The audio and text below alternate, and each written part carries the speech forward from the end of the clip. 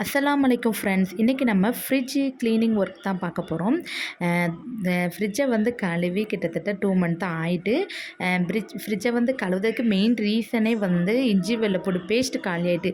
Maximum இஞ்சி வெள்ளைப்பூடு வைக்கிறதுக்காகவே fridge வாங்கியிருக்குன்னா பார்த்துக்கோங்களேன். அப்படியே எல்லாத்தையும் எடுத்தாச்சு. நேற்று காலையிலே ஃப்ரிட்ஜை ஆஃப் பண்ணி போட்டிருந்தேன். இன்னும் அந்த ஐஸ் கட்டி வந்து ஃபுல்லாக உருகி வரலை ஃப்ரீசரில் இருந்து. கிளைமேட் சில்லுன்னு இருக்கிறதுனால அந்த மாதிரி இருக்கா என்னன்னு தெரியலை. வந்து வேஸ்ட்டு துணியை வச்சு இருக்கக்கூடிய தூசி, என்ன பெரிய தூசி ஒன்றும் இருக்காது. மல்லி இலை, புதினா இலை இந்த மாதிரி தான் கொட்டி கிடக்கும். மேக்ஸிமம் வந்து தேங்காய் சில்லோட உள்ளே வைப்போம். அதனுடைய நார் கிடந்துச்சு. எல்லாத்தையுமே க்ளீன் பண்ணிவிட்டு அதுக்கப்புறம் ஒரு ஸ்பாஞ்ச் எடுத்துக்கிட்டேன். இதை வந்து தண்ணியில் முக்கி மட்டும் எடுத்து வந்து தொடச்சி விட்டுக்கிட்டு இருந்தேன். நம்மளுக்கு வந்து ஃப்ரிட்ஜுக்குள்ளே அந்த அளவுக்கு வந்து அழுக்கு படராது.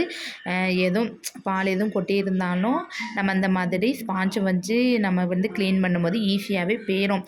நார்மல் தண்ணியில் முக்கித்தான் வந்து எல்லா பக்கமும் தொடச்சி விட்டுட்டு அதுக்கப்புறம் வந்து ஸ்ப்ரே பண்ணி விட்டுட்டேன். ஸ்ப்ரே பாட்டிலில் வந்து கம்ஃபர்ட் வந்து ஒரு பாக்கெட் ஊற்றி தண்ணி ஊற்றி மிக்ஸ் பண்ணி ஸ்ப்ரே பண்ணி விட்டுட்டேன். இந்த மாதிரி நம்ம செய்யும்போது ஃப்ரிட்ஜ் வந்து க்ளீனாகவும் இருக்கும், நல்லா நறுமணமாகவும் இருக்கும். முக்கியமான வேலை என்னென்னா, பின்னாடி இருக்கக்கூடிய இந்த டப்பாவில் வந்து தண்ணி சேரும்.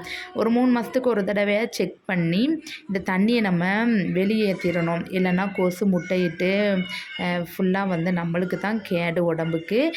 இதை உங்கள்கிட்ட காமிக்க அது என்ன கலரில் இருக்குதுன்னு நீங்களே பாருங்கள். தண்ணி அந்தளவுக்கு சேர்ந்துருக்கு. இதை பார்த்தாலே வந்து பாருங்கள், கருப்பு கலரில் இருந்துச்சு. எத்தனை கொசு உள்ள கிடக்கான்னு தெரியலை.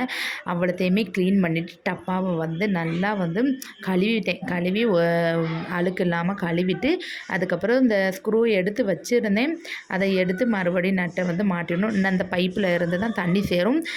ஒவ்வொரு கப்பார்ட்மெண்ட் 3 கப்பார்ட்மெண்ட் சேர்ந்துருக்குல்ல, அதில் ஒவ்வொன்றிலையா வந்து தண்ணி வந்து சேர்ந்து வரும். நம்ம 3 மாதத்துக்கு ஒரு தடவை க்ளீன் பண்ணிட்டா நம்மளுக்கு சுத்தமாயிடும். அப்புறம் கம்ப்ரஸர் ஃபுல்லாக வந்து தூசியாக இருந்துச்சு, அதையுமே தொடச்சி விட்டாச்சு. ரொம்ப க்ளீன் பண்ணணும் அவசியம் இல்லை. லைட்டாக நம்மளுக்கு கை எட்டுத அளவுக்கு க்ளீன் பண்ணால் போதும். ஏன்னா அது ஃபுல்லாக உயராக போதா, திடீர்னு நம்ம கைப்பட்டு எந்த ஒரு உயரம் இருந்தாலுமே பிரச்சனை தான் நம்மளுக்கு. அதனால் லைட்டாக வந்து தூசியை மட்டும் தொடச்சி விட்டுட்டு அப்புறம் மாட்டி விட்டுட்டேன். நான் வந்து ப்ளக் ஒயரை கூட கலட்டி தான் வச்சுருந்தேன், திடீர்னு எருத்து எதுவும் வந்துடக்கூடாதுன்னு. அதுக்கப்புறம் உள்ளே இருக்கக்கூடிய திங்ஸ் எல்லாத்தையுமே கழுவி காய வச்சுட்டு நான் வந்து மாட்ட ஸ்டார்ட் பண்ணிட்டேன். கொஞ்சமாக தண்ணி இருக்க தான் செஞ்சிச்சு, இருந்தாலும் மாட்டியாச்சு. ஏற்கனவே வெளியில் சரியான மழை பெய்யுது. வெளியில் வச்சாலுமே அந்த சாரல் பட்டு ஃபுல்லாக தண்ணியாக தான் ஆகுது. இப்போ வந்து க்ளீன் பண்ண பிறகு தான் ஃப்ரிட்ஜ் பார்க்க ரொம்ப நீட்டாக இருந்துச்சு. கீழே இது வந்து காய்கறி போடுறதுக்கு வந்திருக்காங்க, ஆனால் இதை யூஸ் பண்ணவே இல்லை. இருந்தாலும் இதையும் சுத்தம் பண்ணி க்ளீன் பண்ணியாச்சு.